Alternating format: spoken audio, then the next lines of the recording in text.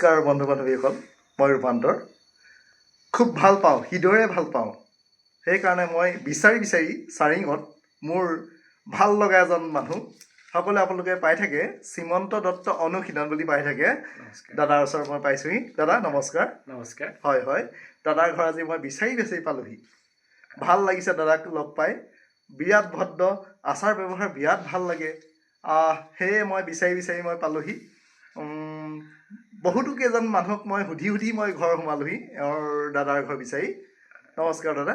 নমস্কাৰ জনাইছোঁ। আৰু আপুনি আজি বিহুৰ দিনটোতে আমাৰ ঘৰলৈ অহাৰ কাৰণে হয় ভাল পাওঁ, অন্তৰে ভাল পাওঁ। সেইকাৰণে দাদা আপোনাক মই বিচাৰি আপোনাৰ ঘৰ সোমালোহি। আহিব আকৌ দেই। হয় যথেষ্ট ভাল লাগিল। হয়, আৰু যদি বেয়া নাপায় আপুনি ভগামুখলৈ গ'লে ৰূপান্তৰ ৰাজখোৱা ঘৰত এপাক সোমাব বুলি মই আশা কৰিছোঁ। নিশ্চয়। হয়, আৰু আপুনি কিবা এটা গিফ্ট দিবলৈ মোক লৈছিলে। দিছোঁ আপোনাক। আমাৰ মোহন ভূঞা দাদাই লিখিছিলে। হয় এখন কবিতা পুথি, লহমা কবিতা পুথি। নিশ্চয় মই পঢ়ি উপকৃত হ'ম। পঢ়িব দেই দাদা। হয়, আৰু মই ভোগালী বিহুৰ মানে খুব হিয়া ভৰা শুভেচ্ছা আপোনাক জনালোঁ। ভোগেৰে উপচি পৰক আপোনাৰ লগতে আপোনাৰ পৰিয়ালটিও। ধন্যবাদ। আমিও শুভেচ্ছা জনালোঁ। হয়। মোৰ মা অমিয়া ৰাজখোৱা আপোনাক বিৰাট ভাল পায়, ভিডিঅ' চাই থাকে।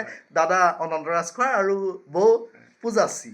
মই সকলোকে সেৱা জনাইছোঁ। হয়, চাই থাকিব ভিডিঅ'সমূহ। হয়, আৰু আপোনালোকে ভিডিঅ'সমূহ চালেহে আমাৰ বনাই যাবলৈ ভাল লাগিব। হয় দাদা। হ'ব, নিশ্চয় আকৌ পাম।